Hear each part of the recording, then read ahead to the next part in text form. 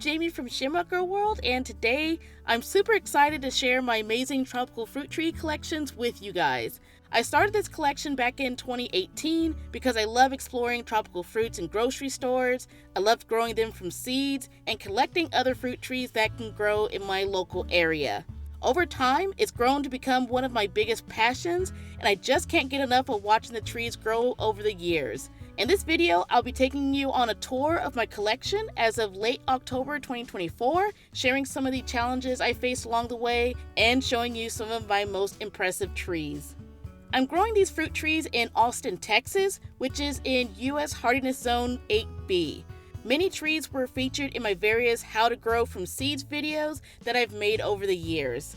It's been a while since I've done a video update of my collection. Most of these trees and plants require winter protection, but they grow very well during the rest of the year.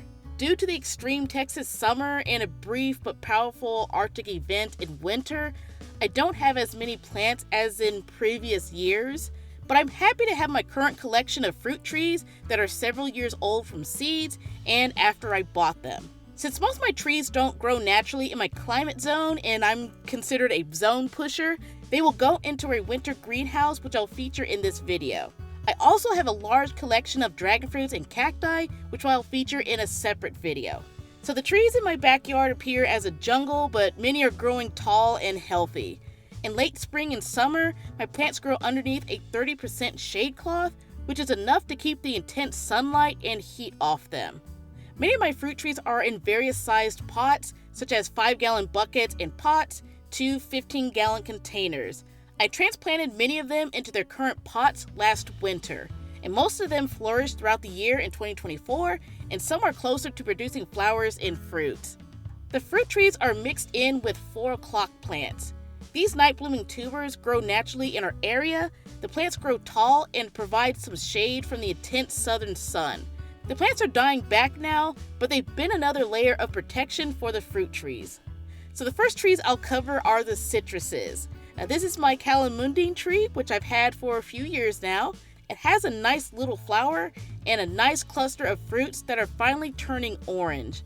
They're nice, round, juicy fruits that are primarily sour. I actually like to eat these before they turn orange at this stage. This tree also produces throughout the year, so it's really nice to have. Before I continue with the fruit trees, I must give a disclaimer about fruit trees in Texas. So I live in Austin, and Texas is one of several states in the United States that restricts citrus trees due to citrus infections and aphids that cause citrus greening disease. Since Texas is a large producer of citruses, especially grapefruits and navel oranges, it's important to know the laws regarding fruit trees, especially when you want to buy them. You can't ship citruses in and out of Texas. But within Texas, you can't move citrus trees in and out of quarantine zones. Now, quarantine zones are primarily the Houston area, the Rio Grande Valley in the south, and Laredo, to name a few, and it's by county restrictions. You can't buy or move trees in and out of those areas. So with all the trees I have, I can legally buy them, especially at local nurseries. However, I can't go to Houston, buy trees there, even though they have a better selection down there, and bring them to Austin. I legally cannot do that.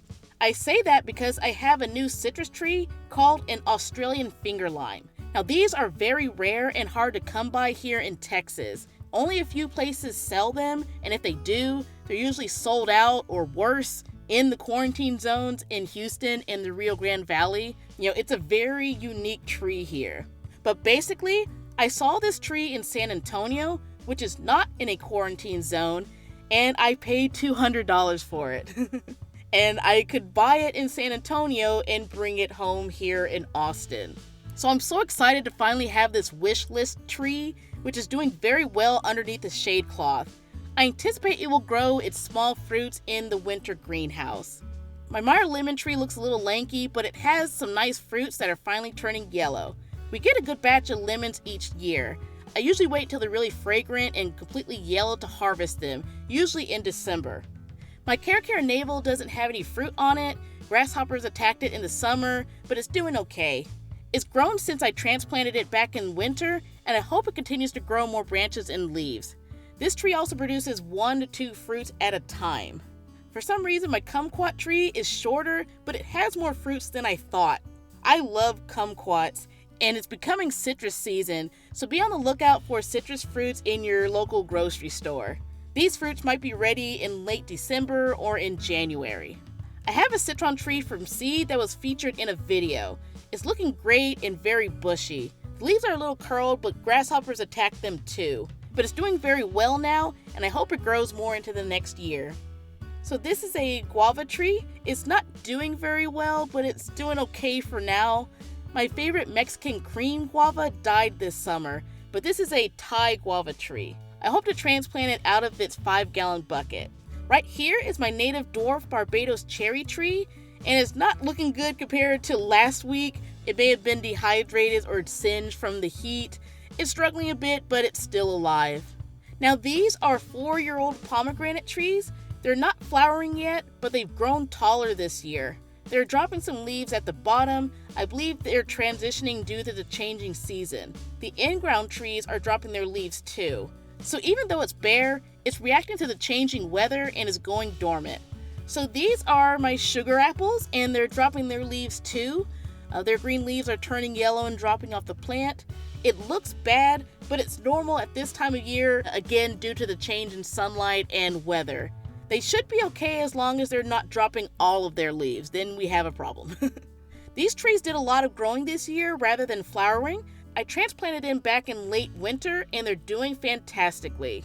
If one of the trees can produce a fruit at the 3-year mark, I hope they'll produce fruit by their 5th year. I have a small white sapote seedling that's not looking very good.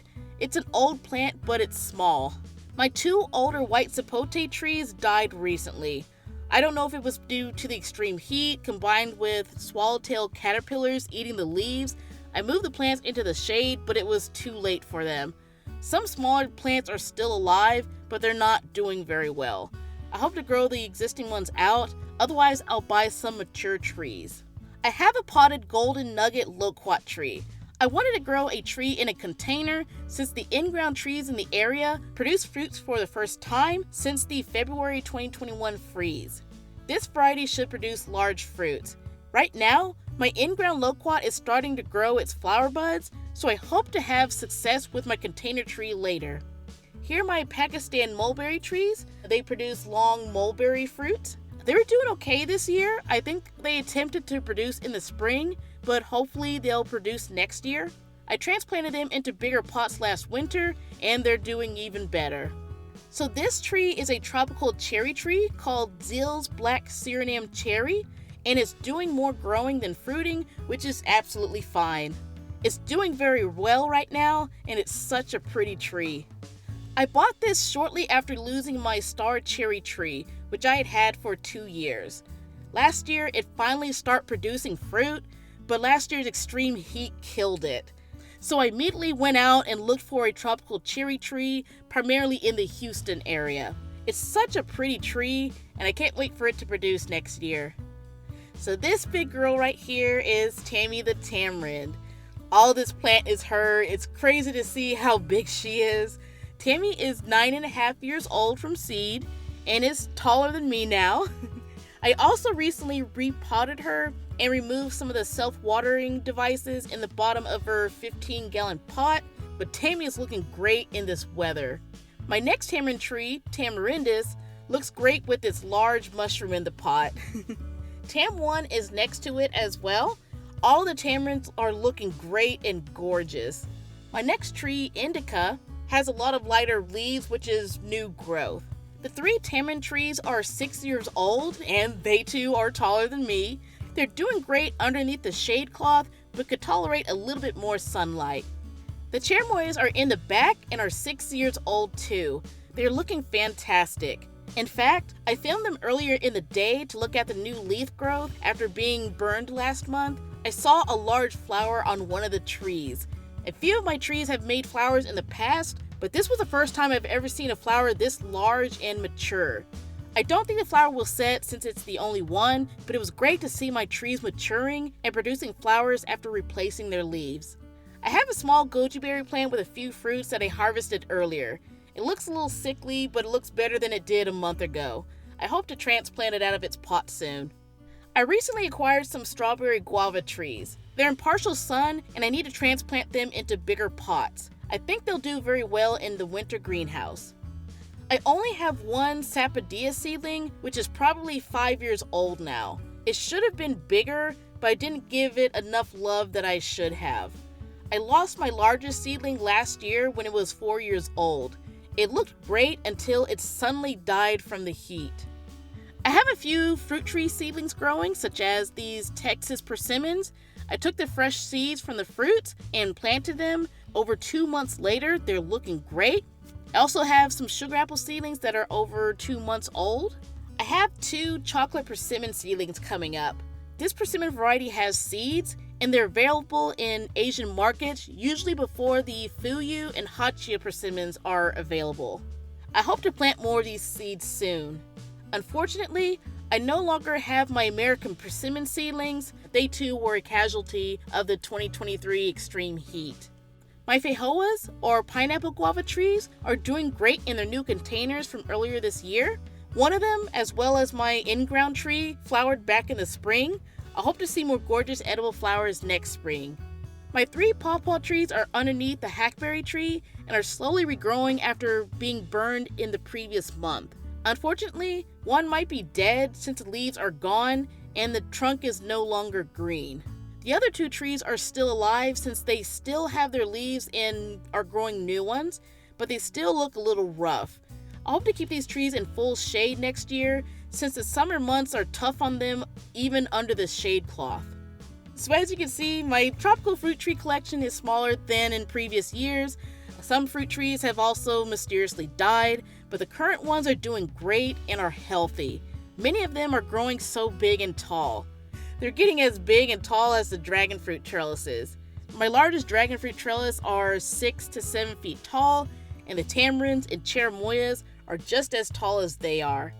My collection consists of more cacti and dragon fruits than fruit trees nowadays, but since I've lost several varieties over the years, I hope to purchase and grow more mature trees.